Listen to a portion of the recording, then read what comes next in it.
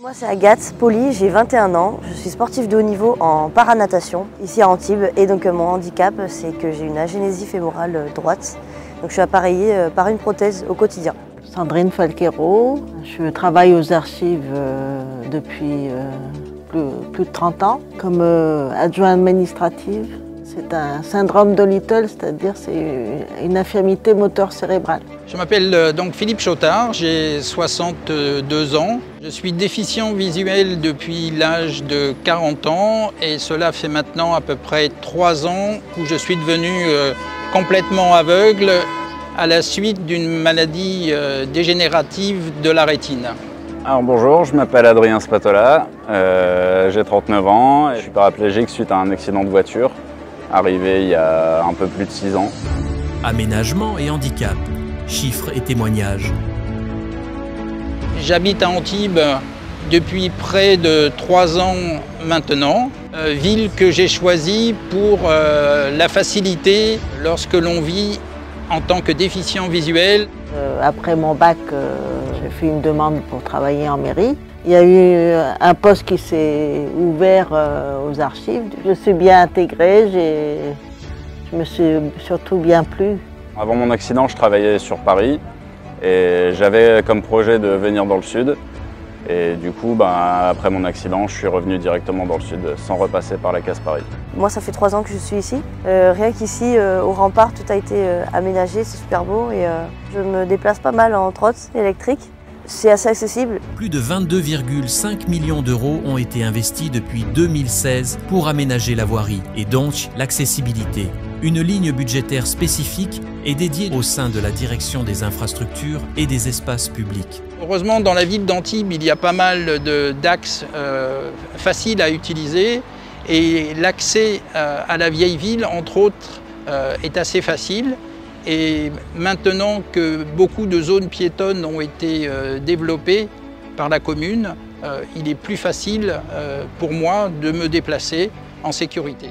Alors en ville, je vais souvent dans le vieil Antibes, dans les bars ou dans les restos. À chaque passage piéton, la bordure est vraiment affleurante à la route pour ne pas avoir besoin de cabrer pour passer la bordure. Donc ça c'est de plus en plus mis en place, c'est pas encore partout, mais à chaque fois qu'il y a des travaux, c'est le genre d'adaptation qui est faite.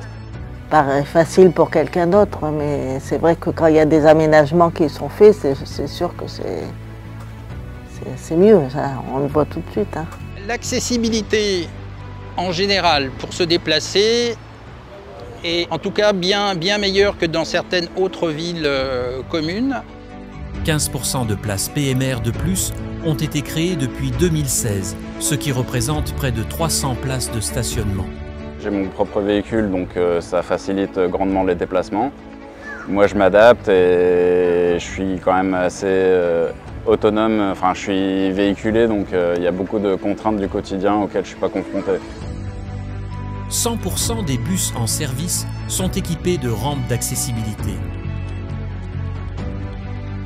Grâce à ma canne blanche électronique, en fait, le système repère les bus et peut m'annoncer que le bus, par exemple, numéro 6, arrive dans 5 minutes en me donnant la direction.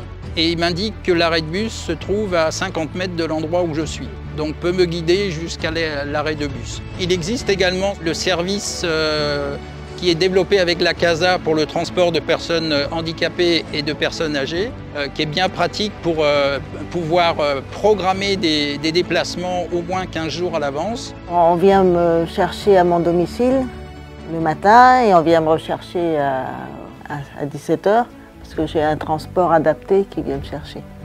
375 points de traversée sont dotés d'un signal sonore, soit l'intégralité des signaux pour piétons associés au feu. La ville d'Antibes est quand même bien équipée de balises sonores au niveau des feux tricolores. À toute personne déficiente visuelle ou qui en a un besoin, la ville peut remettre gratuitement un petit boîtier qui permet en fait de déclencher un signal sonore sur les feux et qui indique à la personne qui veut traverser si le feu est au rouge piéton ou si la personne peut traverser par un autre type de signal. Au niveau des passages piétons, il existe des repères podotactiles qui avertissent pour les personnes qui ont encore assez de sensibilité au niveau des pieds de pouvoir sentir qu'on se trouve au bord du trottoir. Ou si je prends le cas de la gare, qu'on est juste au bord du quai du train. 92% des établissements recevant du public sont accessibles, soit 159 établissements dans toute la commune.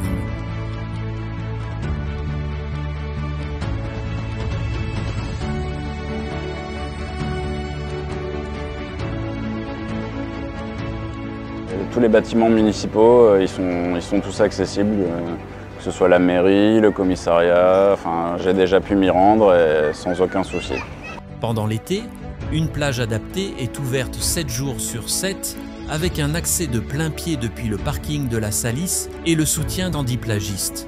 L'été, je vais beaucoup à la plage de la Salice qui est hyper adaptée avec un grand nombre de places handi, donc ça c'est une très très bonne chose. L'été, j'aime sortir, aller à la plage.